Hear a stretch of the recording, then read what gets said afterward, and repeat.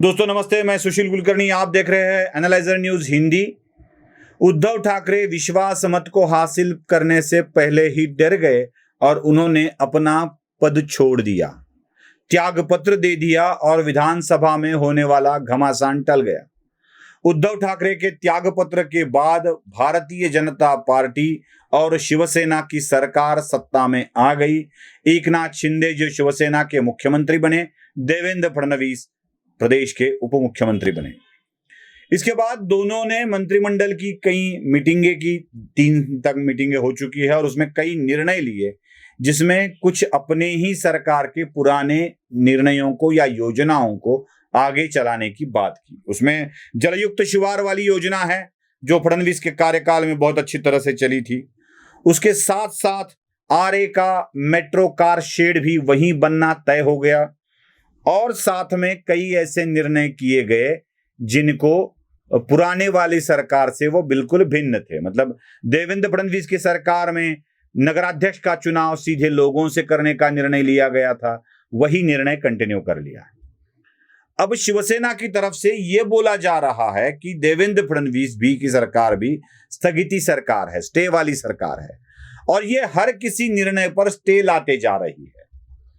मतलब औरंगाबाद का छत्रपति संभाजीनगर करना, उस्मानाबाद का धाराशिव करना, इसको भी स्टे दिया था, ऐसा माहौल किया गया, लेकिन वैसे नहीं था, बल्कि उसको ठीक सटीक तरीके से करने का निर्णय था। सटीक तरीके से मतलब नाम को बढ़ाया गया, संभाजीनगर से पहले छत्रपति शब्द लगाया गया और छत्रपति संभाजीनगर हो गया। अभी इन सारी बातों में एक सवाल सबके मन में आता है, क्या शिंदे फडणवीस की सरकार स्टे वाली सरकार है? तो इसका जवाब हमें मिल जाता है कि बिल्कुल ऐसा नहीं है।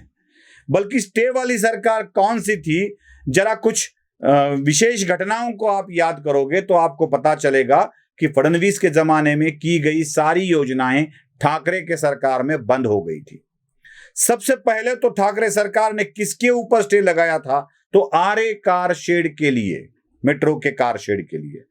आरए की जमीन से उठाकर मेट्रो कार शेड को कांजुरमार्ग की जमीन पर ले जाने की बात कही गई, क्योंकि आरए में जंगल है यह कहा गया। इस विषय में बहुत सारी बातें हो चुकी है, लेकिन पहला स्टे था आरए कार शेड का।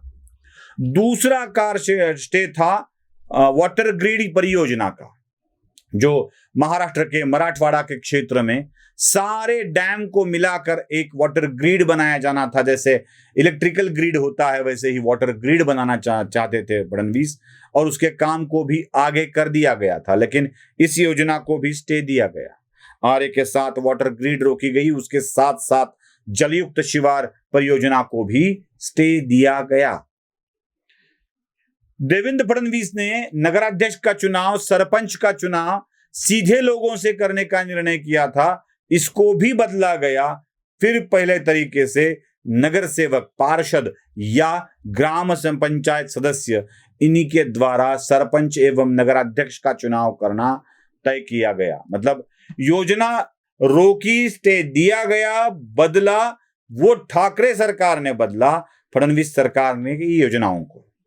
अब जबकि ठाकरे सरकार 2.5 साल में ढह गई, तो फिर फडणवीस की सरकार आई और इसी सरकार ने उन्हीं योजनाओं का पुनरुज्जीवन किया है।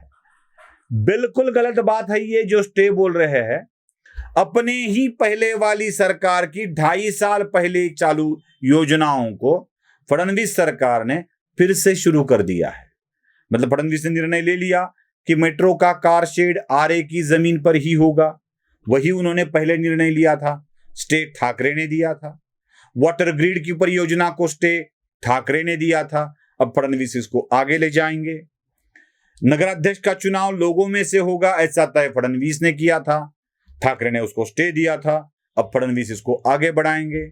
सरपंच का चुनाव सीधा लोगों में से होगा, ऐसे फडणवीस ने तय किया था, ठाकरे ने उसको स्टे दिया था, अब फडणवीस उसको अपनी सरकार में आगे ले जा रहे हैं।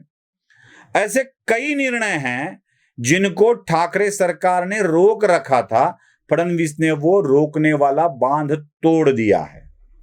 अब बताया ये जाता है कि फडणवीस स्टे दे रहे हैं, शिंदे स्टे दे रहे हैं, लेकिन सही बात यह है कि उनके स्टे को इन्होंने हटा दिया है। स्टे दिया था महाविकास आघाड़ी वाली सरकार ने और उस स्टे को हटाकर उन योजनाओं को आगे चलाने का काम हो रहा है। एक बात और है, संभाजीनगर और धाराशिव का नाम बदलना, यह निर्णय उद्धव ठाकरे की आखिरी वाली कैबिनेट में हुआ था। मतलब दोपहर में कैबिनेट की मीटिंग की और शाम को उद्धव ठाकरे ने अपने इस्तीफे की घोषणा कर दी थी। जब कैबिनेट के दौरान राज्यपाल महोदय ने उद्धव ठाकरे को यह खत लिख दिया था कि कई विधायकों ने आपसे समर्थन वापस ले लिया है, अतः आपको विधानसभा में आपका विश्वास मत सिद्ध करना चाहिए। जब राज्यपाल किसी मुख्यमंत्री को विश्वास मत सिद्ध करने की बात करते हैं, तब सरकार अल्पमत में आई होती है और उस सरकार को कोई भी संवैधानिक निर्णय लेने का अधिकार नहीं बचता है। अब हिंदुत्व की बात कहने के लिए उद्धव ठाकरे ने यह निर्णय तो ले लिया, लेकिन क्या यह निर्णय कायदे की कसौटी पर, लॉ की कसौटी पर खरा उतरता था?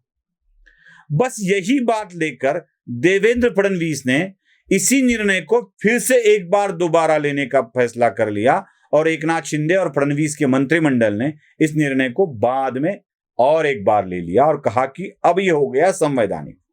निर्णय वही था, उसको रोका नहीं, उसको स्टे नहीं दिया, बस उसी निर्णय को संवैधानिक तरीके से कायम कर दिया है।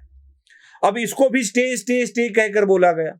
यहां तक कि जिस औरंगाबाद शहर में, जिसका नाम छत्रपति संभाजीनगर हो रहा है, वहां शिवसेना ने दर्शन भी कर लिए और कह दिया कि इसको रोका है, और बाद में थोड़ी ही देर में ट्वीट कर दिया, पॉम्पलेट निकाल दिए कि ये ठाकरे सरकार की जय है। मतलब आप क्या कर रहे हो? उसका निषेध कर रहे हो या उसका जय जयकार कर रहे हो? ये बात भी कुछ समझ में नहीं आती है।